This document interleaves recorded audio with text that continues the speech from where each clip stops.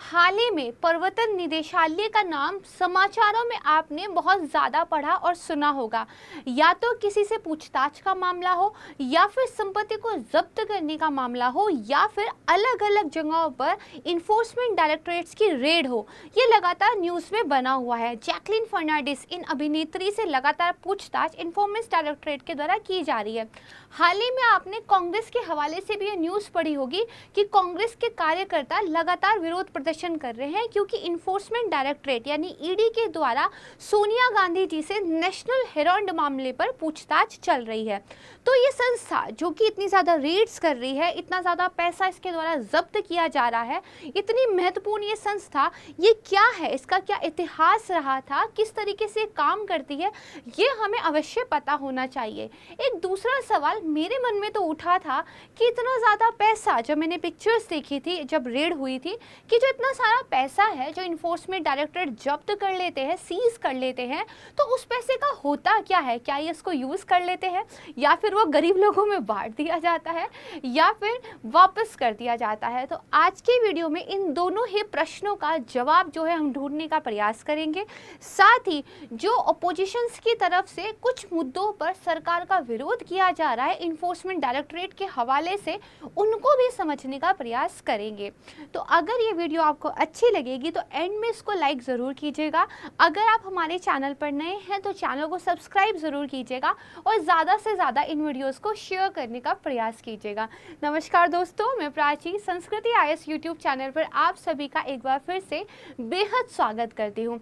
Video की हम शुरुआत करेंगे उन न्यूज़पेपर को देखते हुए जहां पर लगातार जो है हमें न्यूज़ देखने को मिल रही है इन्फोर्समेंट डायरेक्टरेट के हवाले से। जैसे तिहाड़ घाट वाला जो केस है, यहाँ पे जैकलीन फर्नांडिस से ईडी के द्वारा पूछताछ की जा रही है। दरअसल मनी लॉन्ड्रिंग के मामले में उनको जो है बेसिकली आप कह सकते हैं ईडी के द्वारा समन भेजा गया था। दूसरा आप केस देखेंगे तो एक बिजनेसमैन है, उनके यहाँ से करीब 17 करोड़ रुपया जो है ईडी के द्वारा सीज किया गया है। तो आप देखिए कोलकाता के बिजनेसमैन थे जिनको गेमिंग ऐप स्कैम में बेसिकली ईडी के द्वारा जो है समन किया गया है। इसके अलावा आप इधर देखिए टीएमसी के जो लीडर हैं जिनका नाम है अभिषेक बैनर्जी, इनकी जो सिस्टर इन लॉ थी वो बेसिकली विदेश जा रही थी, तो उनको विदेश जाने से भी जो है ईडी के द्वारा रोका गया है। यानी कि काफ़ी शक्तियाँ जो है ये संस्थान अपने पास रखता है। इसके अलावा यहाँ पर देखिए कि जो इन्फोर्समेंट डायरेक्टरेट्स के द्वारा रेड की जा रही है, तो हाल के दिनों में उनमें 27 फोल्ड का जो है स्पाइक देखने को मिला है, यानी कि लगातार उनमें वृद्धि हो रही है। इसके अलावा 1 लाख करोड़ रुपए की संपत्ति जो है इनके द्वारा सीज की जा चुकी है। पिछले 3 महीने की बात करें तो 100 करोड़ रुपए जो है ईडी के द्वारा सीज किए गए हैं। एंड न्यूज़पेपर में भी एक क्वेश्चन रेज किया गया है, what happens to the cash now? अब उस पैसे का होगा क्या? तो देखिए जो इन्फोर्समेंट डायरेक्टरेट की रेड में लगातार वृद्धि हमें देखने को मिल रही है, जिसकी गवाही न्यूज़पेपर देते हैं, वो दरअसल इस बात से भी आप समझ सकते हैं कि प्रधानमंत्री जी के द्वारा लाल किले से जो भाषण दिया गया था उसमें उन्होंने ये कहा था कि हम ये कार्रवाइयाँ जारी रखेंगे और भ्रष्टाचार के खिलाफ हमारी लड़ाई इसी तरीके से चलती रहेगी। तो देखिए भ्रष्टाचार के खिलाफ आप जो लड़ाई लड़ रहे हैं वो तो बहुत अच्छी बात है, लेकिन जो अपोजिशन की पार्टीज है वो इससे खुश नहीं है। तो जैसा कि मैंने आपसे कहा ये मुद्दा हम कवर करेंगे, लेकिन सबसे पहले पिक्चर्स देखते हैं कुछ चौंकाने वाली कि किस कदर देखिए कैश जो है लोगों के घरों से मिलता है। हाल ही में आपने एक न्यूज़ पढ़ी होगी, जो IAS ऑफिसर थी उनके यहाँ से भी जो है काफ़ी पैसा जो है सरकार ने बेसिकली कैश के रूप में बरामद किया था। उनका नाम आप जानते हैं, पूजा सिंघल उनका नाम था। 17 करोड़ रुपए जो है उनके सीए के घर से बेसिकली कैश के रूप में बरामद हुए थे। तो अगर बात करें कि पिछले कुछ महीनों में किस प्रकार से प्रवर्तन निदेशालय की कार्रवाइयाँ रही हैं, तो देखिए पिछले 4 महीनों में 7,833 करोड़ रुपए की संपत्ति जो है अटैच की गई है और 785 केस जो है दर्ज किए गए हैं। ये यूपीए जो गवर्नमेंट थी उन्होंने 9 साल में जितना काम किया था उसके कंपैरिजन में 88% ज़्यादा है। इस चीज़ को ध्यान रखिएगा। अगर मैं अप्रैल 2014 से लेकर मार्च 2022 के आंकड़े की बात करूं तो करीब 3,555 जो है केस दर्ज किए गए हैं, काफ़ी बड़ी संख्या है। 99,355 करोड़ रुपए की संपत्ति जब्त की गई है और काफी बड़े लेवल पर बेसिकली जो है ये काम चल रहा है। पिछले 3 महीनों में ईडी के द्वारा कहां कहां छापा मारा गया है, कौन कौन से नाम हमें लगातार न्यूज़ में देखने को मिल रहे थे, उन पर भी थोड़ी सी बात कर लेते हैं। तो देखिए, सबसे पहले तो जो दिल्ली के उप मुख्यमंत्री हैं मनीष सिसोदिया, इन पर जो है प्रवर्तन निदेशालय के द्वारा पूछताछ चल रही है शराब घोटाले से जुड़े हुए मामले को लेकर। जिनके भी मैं नाम बोल रही हूँ, इन पर अभी आरोप साबित नहीं हुए हैं, अभी जो है आप कह सकते हैं कि जांच चल रही है। दूसरा नाम आता है, एक बाहुबली है मुख्तार अंसारी। इनके दिल्ली, लखनऊ, गाजीपुर समेत मऊ जैसे जो ठिकाने हैं वहां पर काफी छापेमारी की गई है। तीसरा नाम आता है नेशनल हेराल्ड दफ्तर का, जिस मामले को लेकर सोनिया गांधी और राहुल गांधी से लगातार इन्फोर्समेंट डायरेक्टरेट के द्वारा पूछताछ की जा रही है। एक इम्पॉर्टेंट मामला जो आपने समाचारों में देखा होगा वो है रेलवे भर्ती घोटाला। 3 बड़े अफसरों समेत 5 लोग जो है इस मामले में बकायदा गिरफ्तार भी हुए हैं और आप 41 लाख रुपए मानकर चलिए जो है इस छापेमारी में जब्त हुए हैं। अगला नाम आता है पार्थ चटर्जी का। ये देखिए, शिक्षक भर्ती घोटाले के मुख्य आरोपी हैं और पूर्व मंत्री रहे हुए हैं पश्चिम बंगाल में। और उनकी जो करीबी थी अर्पिता मुखर्जी, बेसिकली उन पर जो है कार्रवाई चल रही है और इनके यहाँ से 21 करोड़ कैश, लगभग आप मानिए 20 मोबाइल फोन और 80 लाख रुपए की ज्वेलरी जो है बरामद हुई थी। इसके बाद नाम आता है पंकज मिश्रा का। झारखंड के जो मुख्यमंत्री है हेमंत सोरेन, उनके विधायक प्रतिनिधि हैं पंकज मिश्रा। इनके भी धनबाद स्थित ठिकानों पर जो है ईडी के द्वारा छापेमारी मारी गई थी। अंत में एक नाम आता है सत्येंद्र जैन का। ये दिल्ली के स्वास्थ्य मंत्री हैं। इनके भी ठिकानों पर छापेमारी हुई। 3 करोड़ का कैश जो है इनके ठिकानों से बरामद हुआ था। और एकदम last not the least, Vivo company जो कि एक चाइनीज कंपनी है, इस पर भी ईडी की कार्रवाई चल रही है। Prevention to money laundering act, यानी कि जो धन शोधन निवारण अधिनियम है, उसके तहत वीवो कंपनी पर जो है मुकदमा चला हुआ है। 2020-21 में बेसिकली इनके स्कैम का जो है खुलासा हुआ था। तो अब देखिए, जब इतना सारा काम चल रहा है, इतनी सारी ज्वेलरी, इतनी सारी मनी जो है बरामद हो रही है, ये जो पैसा आपको यहाँ पे दिख रहा है, बेसिकली इसका होता क्या है? सबसे बेसिक क्वेश्चन। तो देखिए, इन्फोर्समेंट डायरेक्टरेट जब भी कहीं छापे के लिए जाता है तो वो उस कैश को जब्त कर लेते हैं जो वहाँ बरामद होता है। जिस व्यक्ति से वो कैश हमें मिला होता है, उसकी सोर्स का और किस तरह आपने वो कमाया है, उसके बारे में आपको जो है बताना रहता है। यदि आरोपी व्यक्ति ने इस बात का सबूत दे दिया कि ये वो लीगल काम है, ये वो वैध धंधे हैं जिनसे मैंने धन कमाया था, देयर इज द प्रूफ, तो वो पैसा उसको वापस कर दिया जाता है। लेकिन वो कौन से काम धंधे हैं जहाँ पर इस कदर जो है कैश मिलता हो? हम लोग भी कर लेंगे, राइट?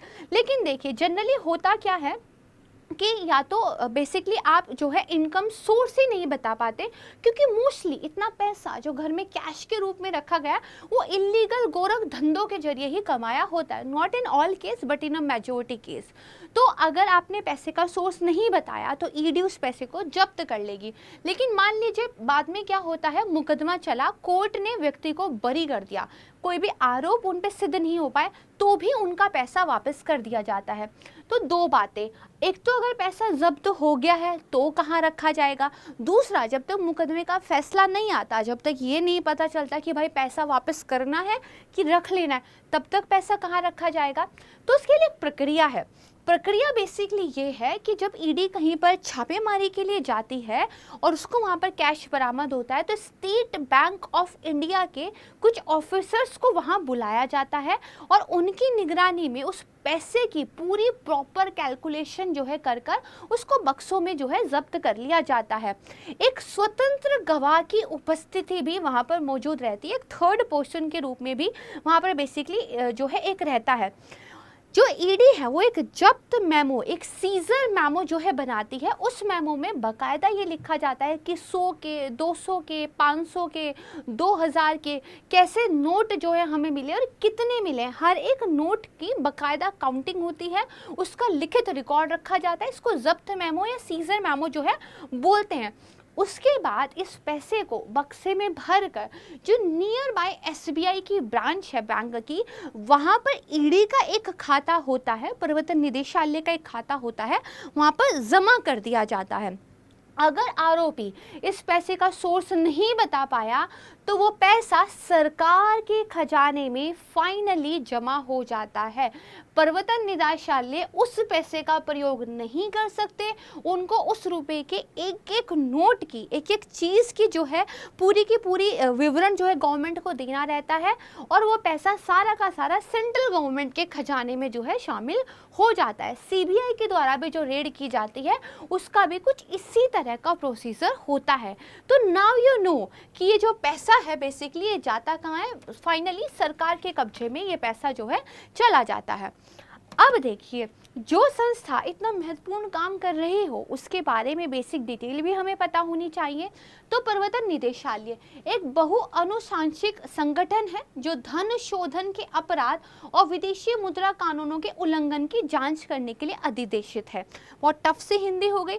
देखिए, मनी लॉन्ड्रिंग, काले धन को सफ़ेद करना, पैसे को धो देना, या फिर जो फॉरेन करेंसी है उसमें कुछ घपला गोपाला करना, कुछ हवाला जैसे कांड करना, इन सब को टैकल करने के लिए इसके लिए एक संस्था हमारे यहाँ बनाई गई जिसको प्रवर्तन निदेशालय कहा जाता है।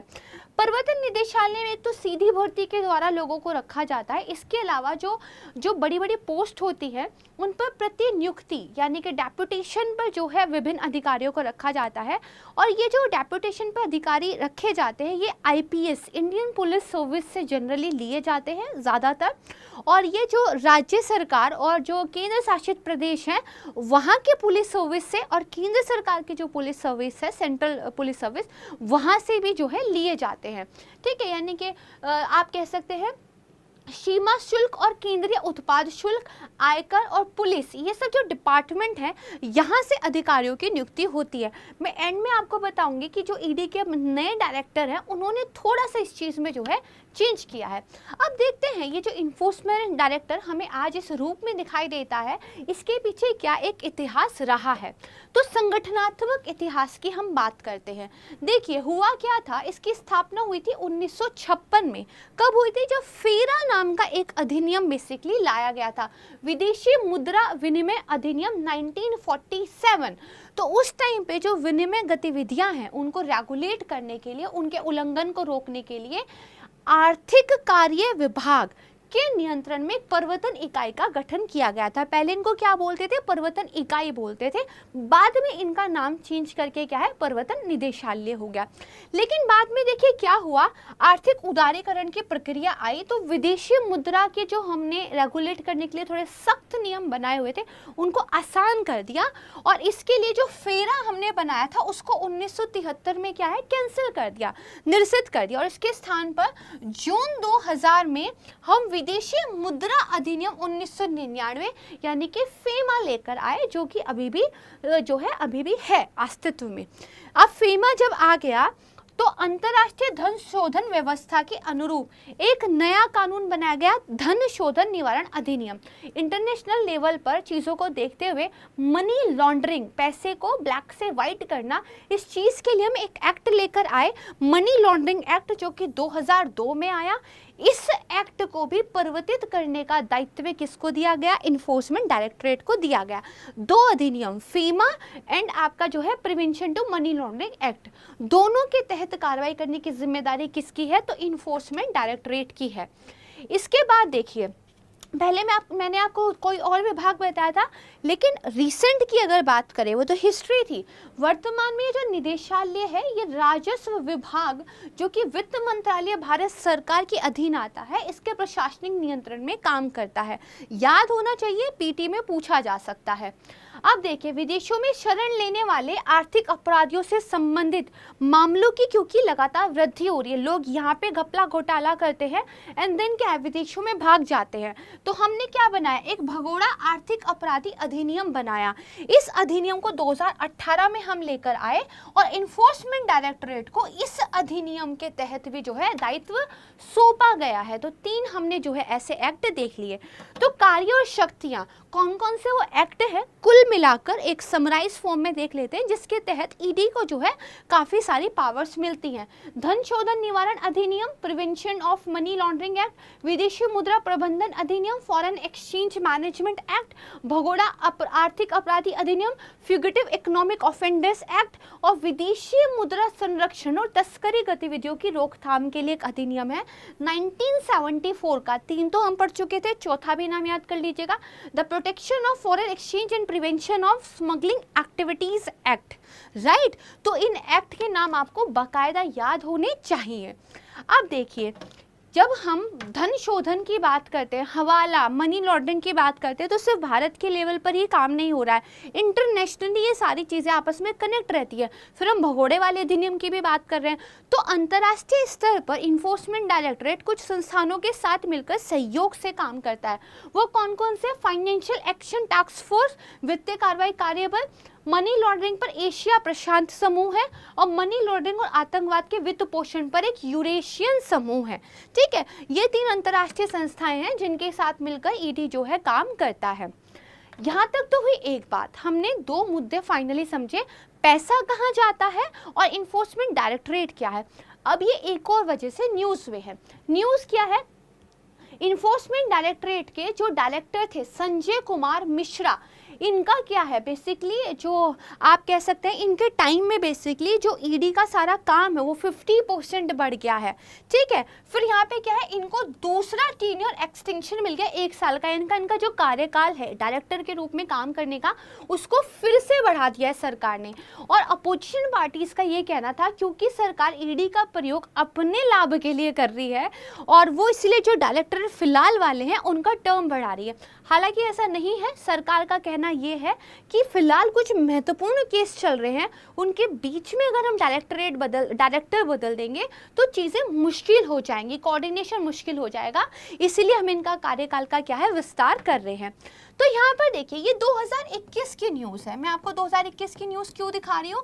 क्योंकि 2021 में सरकार ने पहले ही एक अध्यादेश लाकर ये कह दिया था कि जो सीबीआई के डायरेक्टर हैं और जो ईडी के डायरेक्टर है उनका 2 साल का फिक्स कार्यकाल होता है, उसको बढ़ाकर सरकार 5 साल तक कर सकती है। और बाद में आप देखेंगे दिसंबर 2021 की ये न्यूज़ है, ये बिल पास कर दिया गया था लोकसभा के द्वारा जहां पर कार्यकाल बढ़ाने की बात हो रही थी।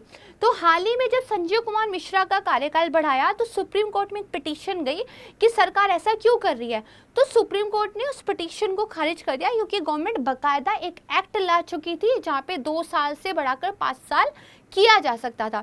अभी नवंबर 2022 तक का जो है एक्सटेंशन संजय कुमार मिश्रा जी के पास है। तो यहाँ पर देखिए 2021 को 2 विधेयक जो है पारित कर दिए गए थे, जहाँ पर बेसिकली क्या है 2 साल का जो निश्चित कार्यकाल होता था उसको 5 साल तक बढ़ाने की अनुमति क्या है सरकार की तरफ से दे दी गई थी। तो गवर्नमेंट ऑलरेडी जो है पहले से ही सारा काम करके चल रही है, राइट। तो यहाँ पे इन्फोर्समेंट डायरेक्टरेट, ये आप पूरा मुद्दा समझ गए होंगे। मुझे कमेंट करके ज़रूर बताइएगा और बहुत जल्द मिलूंगी मैं दोबारा एक नए इंटरेस्टिंग और इन्फॉर्मेटिव वीडियो के साथ। तब तक के लिए नमस्कार, जय हिंद, धन्यवाद।